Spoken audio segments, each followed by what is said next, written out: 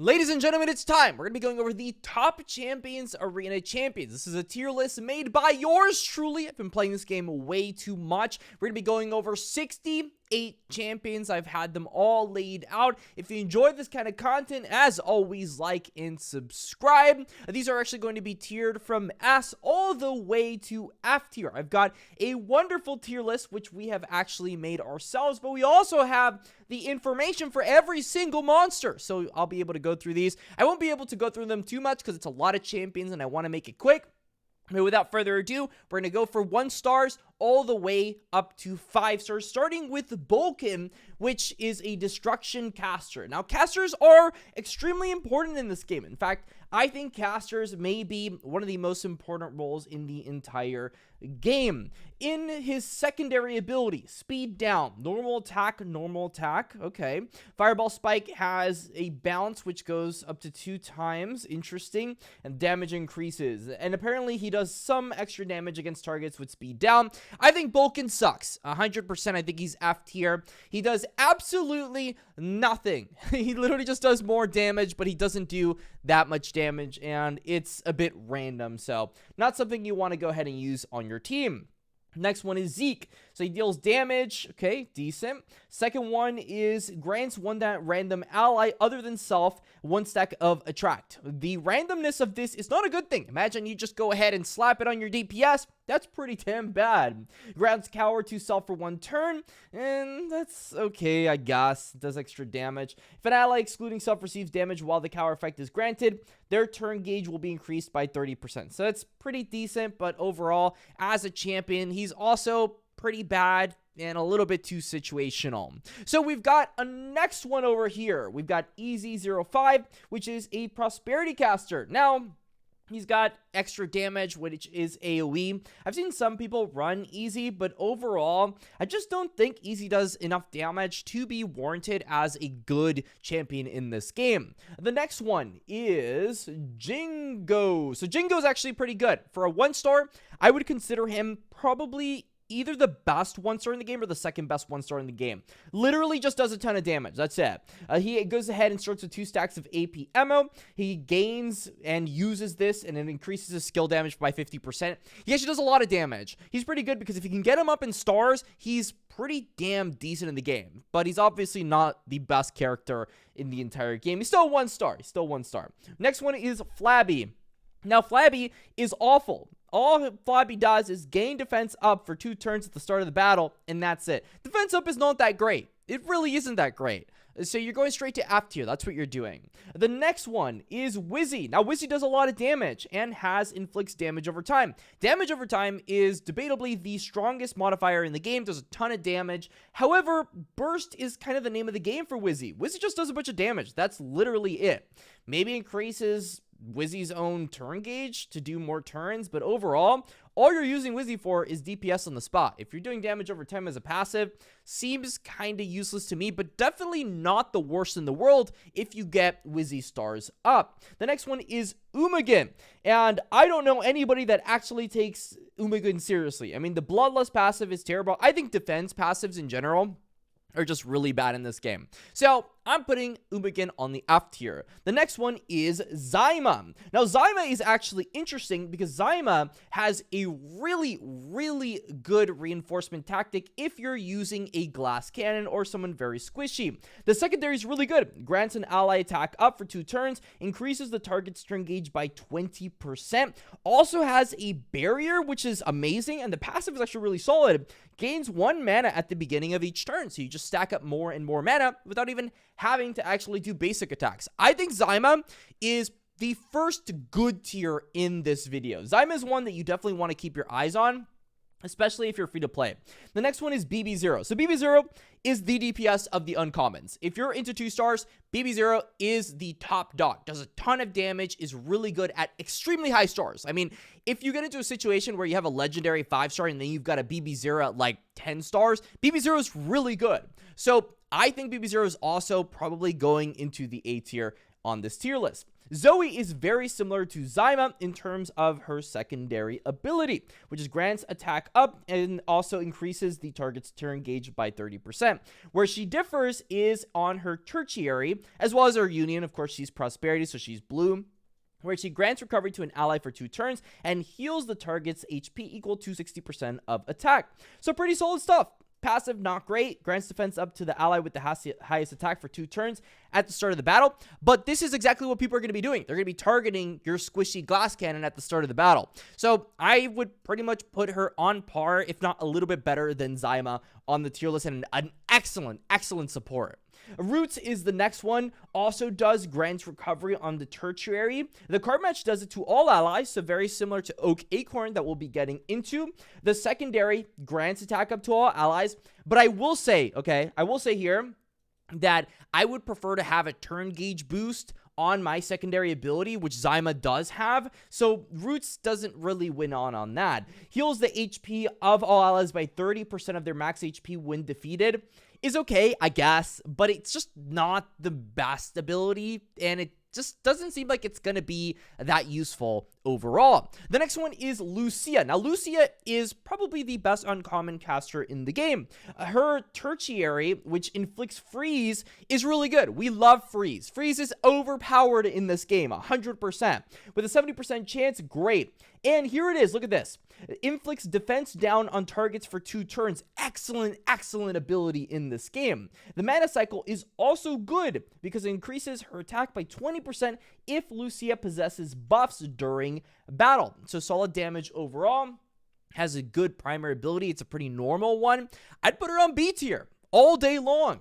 Next one is Pindo Roots. Now, Pindo Roots has a lot of damage over time, a ton of it. I have a Pindo Roots NFT myself. I think the passive is terrible. I don't think it's good at all. I think Pindo Roots doesn't do enough damage to really warrant him being anywhere near B or C tier. I think he's kind of situational. I mean, if you have a tank on the enemy team, it might make sense, but overall, I wouldn't really pick Pindo Roots on my team.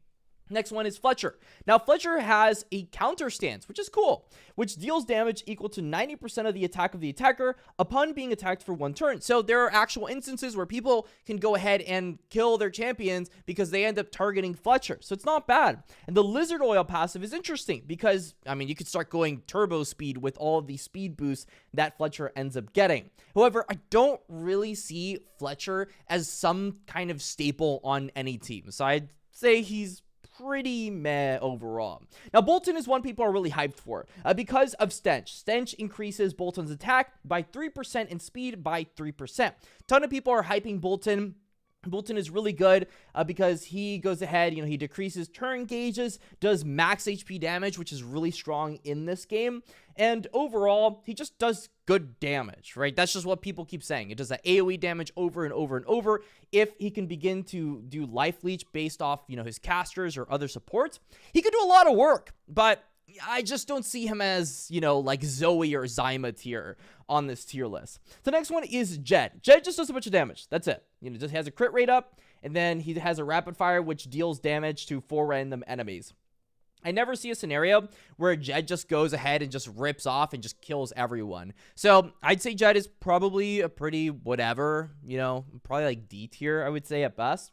Next one is Kimberly. Now, Kimberly has bombs. Also, on the third ability, this is a little bit of a wild card, but if it works out for you, if you're into gambling, then Kimberly's your favorite, okay? Because of the fact that with the card match, you have a 30% chance of stunning all enemies for 1 turn. All enemies. That is absurd. But if you fail to escape, you're stunned for 1 turn. So, if Kimberly can actually stun everyone, Kimberly is S tier, straight up. But because this only has a 35% chance of actually happening, it's too much of a risk. So I'm putting Kimberly on B tier here. Next one is Gordon and Durden. Now, Gordon and Durden are not bad at all. Gordon Durden literally just does a bunch of damage. The passive is cool because Gordon will shoot each turn to deal 10% of attack to an enemy and leave mark. Mark increases damage taken by 30%. So if you're interested in a striker that just gets that mark out there and tries to kill in 1 shot, Gordon and Durden are your perfect pair. I would put Durden probably somewhere around the map. Doesn't do the most damage in the world, but definitely has its moments where it just shines.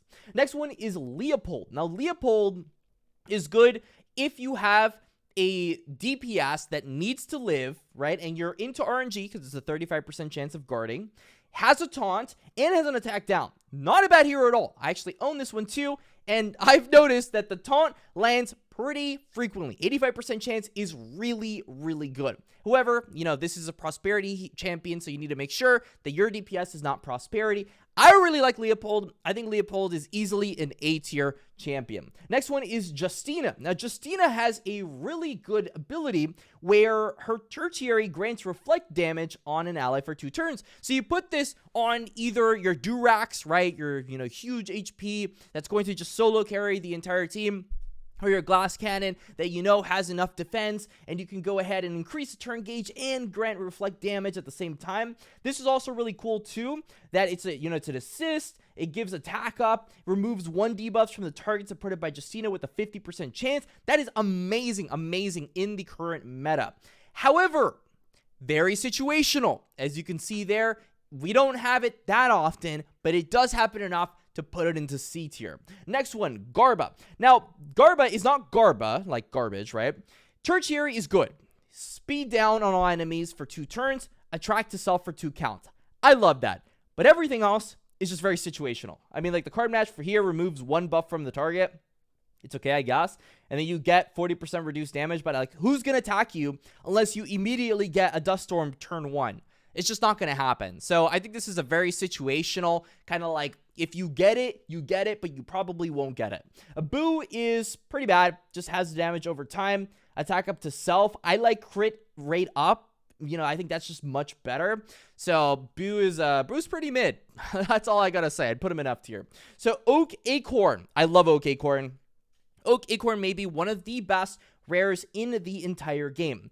Has a tertiary, which is wonderful. You know, you've got recovery to all allies and remove 1 debuff from targets. So if you've got bombs or if you've got freeze, a bunch of different buffs, you can go ahead and remove that. But here's what shines in terms of Oak Acorn. The secondary ability has a 65% chance of taunt the target for 1 turn, which is wonderful, right? And you can see here, turn gauge increases by 5% when an ally with recovery is attacked. So you can get a bunch of recovery going, but the main thing here is the taunt. He's just a taunt master. If you can get the taunts up there, he is wonderful. And so I'm going to put him on the A tier. Now, Wallaroo. Wallaroo is like if you went to a casino and you just wanted someone that healed, good luck. I mean, it's just all over the place. Sometimes Wallaroo is S tier. Most of the time, Wallaroo is F tier. That's my opinion on Wallaroo. I'm going to go ahead, put him on the meh. He's all right, because you never know. Maybe he'll be good for you. Next one, Barbarossa. Now, Barbarossa, I kind of have a liking to, because the tertiary decreases the target's turn gauge by 20% and steals 10% more if the target's speed is higher. I think that's pretty decent, but look at this passive. Inflicts stun to target whose turn gauge was turned into 0 with Barbarossa's attack for 1 turn. So if you've got the luck of the draw and you're able to put it to 0 turn gauge, you just stun everyone. But it's very situational, so we're going to put it on D tier. Death Barrel. I've played against quite a few Death Barrels. You have Immortal. I think it's a really cool buff, and it makes you do a lot more damage, but I just never really see Death Barrel doing enough damage to warrant how squishy Death Barrel is actually. So I would personally put Death Barrel maximum at C tier, and that's being very generous. The next one is Ifrit. So Ifrit has a ton of damage over time, a ton of it. I don't think Ifrit is good for arena, maybe good against some tanks, does a lot of damage over time, but with all these champions that you saw that could remove debuffs, just not something that I would really choose on my team. Maybe D tier here. So this one's interesting. Kezos is not bad at all. So Kezos, the secondary ability, gains 2 stacks of attract and heals self for 10%. So that's pretty decent. The card match doesn't really matter on this one, so you don't really need to care on this one. But look at this tertiary. Hit rate down is big. Hit rate down makes you miss, I think, what is it, 30% of all your attacks. So, I mean, this could be massive. And here it is. Kezos sacrifices 3% of his max HP to heal all allies for 2% HP. This is a stupid passive. I don't think it really means anything. But this tertiary is pretty solid. Like, I think it's really good. Maybe you'll get lucky enough for it to happen. I think it's an easy B tier. But guess what is an S tier? Durex. Durex is overpowered. There is no ifs, ands, or buts. When an ally dies in battle, Durex becomes so agitated he uses advanced death from above and gains extreme fury for 2 turns. His attack is increased by 20%, crit rate is increased by 20%, and he does 110% of max HP to all enemies, a ton of damage, and stuns. Stuns are overpowered. Durex is the first S tier on this tier list. Sauna. Now, Sauna, pretty good, right? You've got an attack up to all enemies, all allies, and you've got a grants damage boost to targets for 2 turns. So pretty good, you know, we've got attack and damage boost, great. Increases speed by 3% for every active buff on allies, that's pretty good too, because guess what? Grants attack up, boom, you've got a bunch of buffs right there. You got a crit rate up, and you've got to remove 2 debuffs. 2, not 1. I think she's actually really good in this meta. Asana is probably somewhere around the A tier if I had to guess. But someone that is also a very strong contender right now on the battle pass is Selena. Selena is a glass cannon. She is going to die very quickly. But if she actually gets to do her abilities, she is going to kill your entire team. You've got a crit rate up here, and you've got a crit power up ability too. So if you crit on your 3rd ability, you will pretty much one-shot every champion in the game. So she's really good if you can get to that point. Most of the time, you probably won't get to that point, but if you do, definitely an A tier. Samson, next one, deals damage equal to 195% of attack to an enemy and inflicts damage reduction. Pretty decent. Has more attack-based abilities and has physical beauty, which gains attract. I don't like when a champion that gains attract, which, you know, is practically taunt, has a bunch of abilities that are based off of attack. Like, it doesn't make any sense for gear, so I think Samson is pretty bad in this game. Isabelle is the next one, which deals damage equal to 100% of attack to all enemies. And then we've got, you know, decreased turn gauges, you know, playtime that goes ahead and ignores 50% of the target's defense. Pretty much just someone that does a bunch of AoE damage. She's okay. Not great. Not bad. Someone else that is a little bit sus is Kenneth. Because Kenneth has Lucky Draw, which you might get something good, you might get something bad. I'm not too sold on it. I don't think Kenneth is very good. So we're going to go ahead and put him on D tier. Darius has Silence. Silence is, I would say, pretty good. It's okay. It's not great, actually. You can go ahead and pretty much force people to use whatever cards they've got, right? Just use a card. Any card, but you can't move them. It's okay. You know, if you've already got a team comp that has the cards you need, Darius isn't the greatest. Does a good amount of damage. Pretty damn good amount of damage, but just not enough damage to really consider him anything other than a B tier. The next one is Sakaris. Sakaris does what we want, deals damage equal to 200% of max HP to an enemy, also heals self. We love that.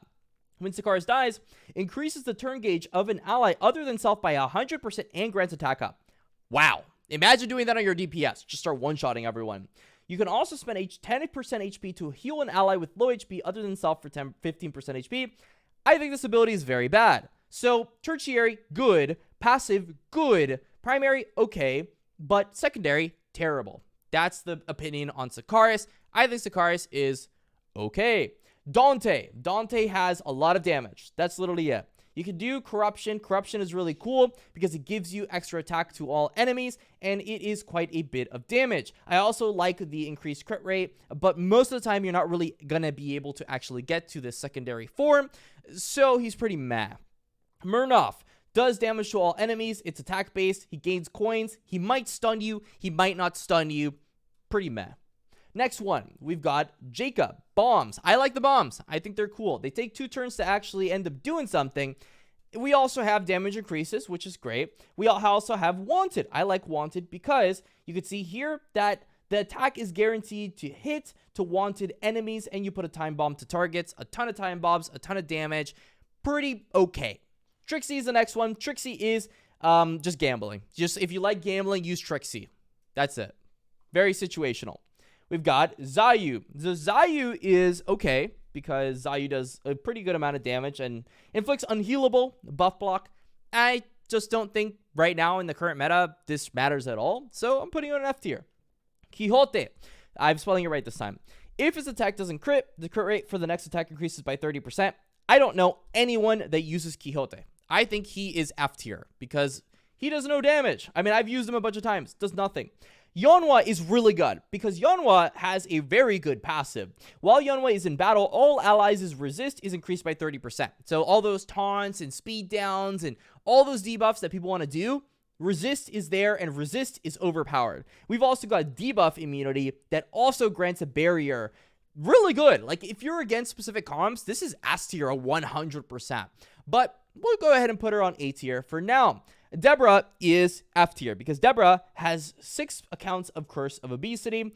Her Curse of Obesity decreases, but she's very slow while she has these curses. She's probably going to die before she can actually go ahead and turn into something decent.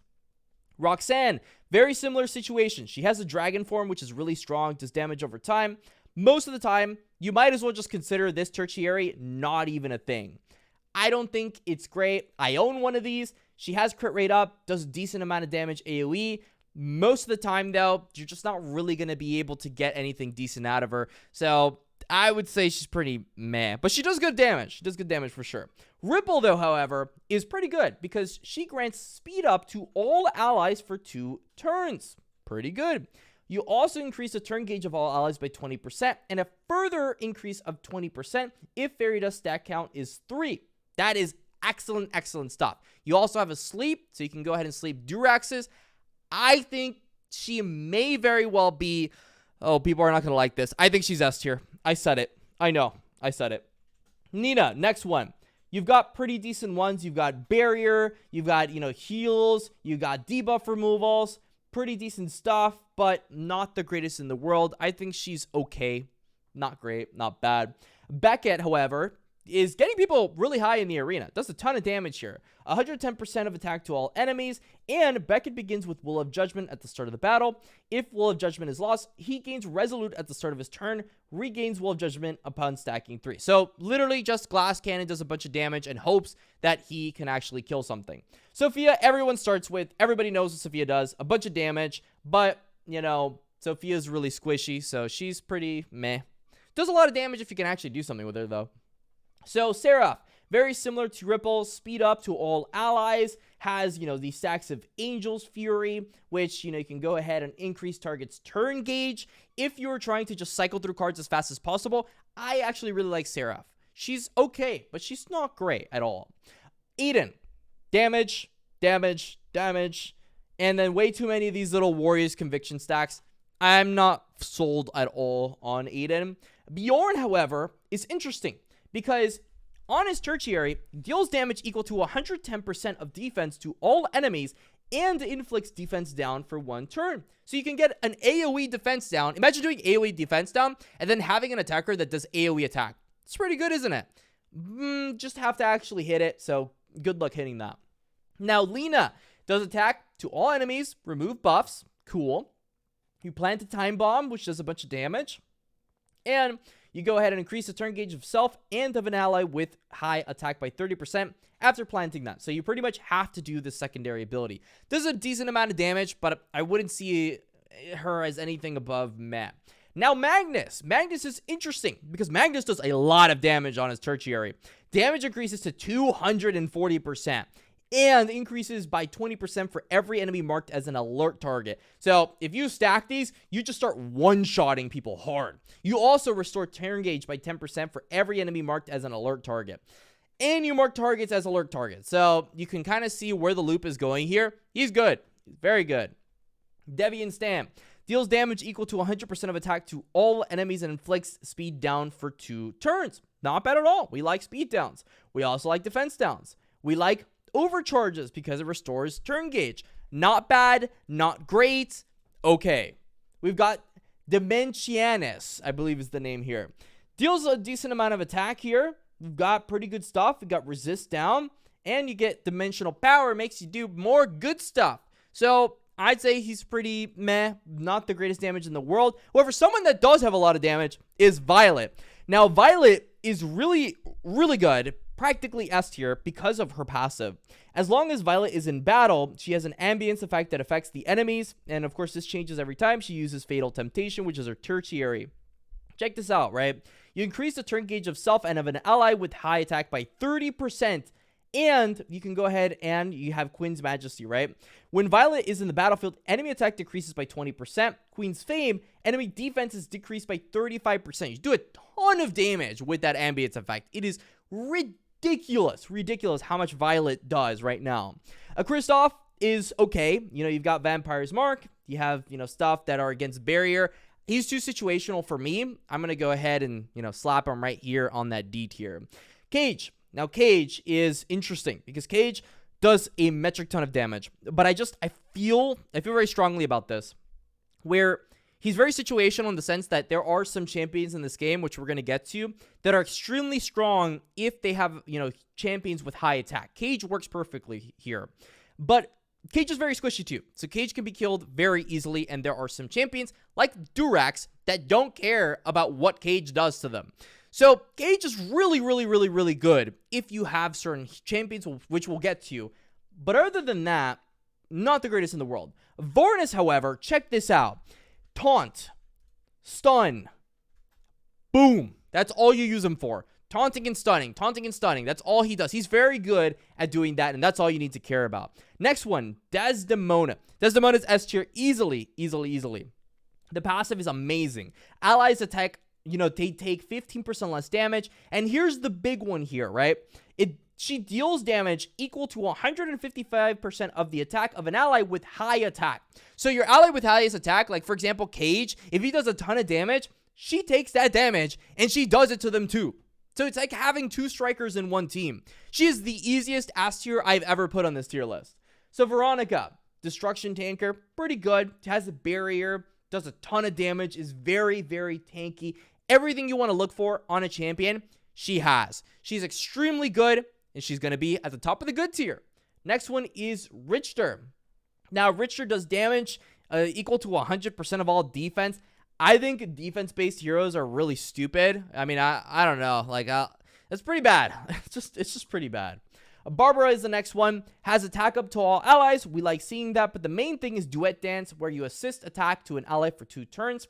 You assist this ally with base attack. With this, ally uses an active skill against an enemy. You could partner up with one ally at a time. And you restore target's turn gauge, so you keep cycling over turns. Does a decent amount of damage based on these basic attacks, but just not the greatest thing in the world. Now, someone that is really good, however, is Vera, because of her tertiary. Deals damage is great, but here it is, right? An AoE does it to everybody. Has a 40% chance of freeze the targets for 1 turn. If the target is under speed down status, this effect is guaranteed look at this, 100% of the time. So if you have one of those champions that give that AoE speed down, you do this and everybody's frozen. It's so overpowered. It's not even funny. We've got Sapphire next. Does damage to all enemies. And let me tell you, this damage is not even funny. It's so much damage. Look at this. His attacks are guaranteed to hit as long as he has an active buff. Gaining a buff increases his turn gauge by 20% and has a 50% chance of gaining 1 stack of direct hit, which is true damage. This is illegal damage, like illegal damage, but not better than Veronica, let's be honest. Next S tier we've got here is Ferella, because Ferella does what Desdemona does. Goes ahead and deals damage given that high attack. Very overpowered if you got someone like Cage. Also has a passive that increases all allies' attack increased by 20%, defense increased by 20%, and speed increased by 20%. She's got music inspiration, gains a bunch of these stacks. Very strong. And the last one is Alenia. Now, Alenia is pretty good because her Holy Shield passive, when the HP of an ally other than herself falls to 40% or below, removes all buffs from self and increases turn gauge by 100%. So you just get an instant turn if someone just gets hit pretty hard here. You can also guard that ally, right? And grant defense up to the target. You also, look at this, check this out, has a 40% chance of taunting all enemies. Taunting is the strongest in the game. So she's also S tier. I hope you all enjoyed this tier list. This, of course, you know, we're a week in, so this is subject to change based on buffs, based on, you know, people figuring out the meta and figuring out different strategies. But I hope as a base view, as someone that has been playing the game a lot, you can go ahead, take this, get the best champions in the game, and create the best compositions on Champions Arena. This is Classy Games. I hope you enjoyed this video. If you want to support me, it's very simple. Link in the description below. If you're buying anything on the Gala Games store, use code CLASSY, links.gala.com/classycrypto. But without further ado, stay classy, and that's all.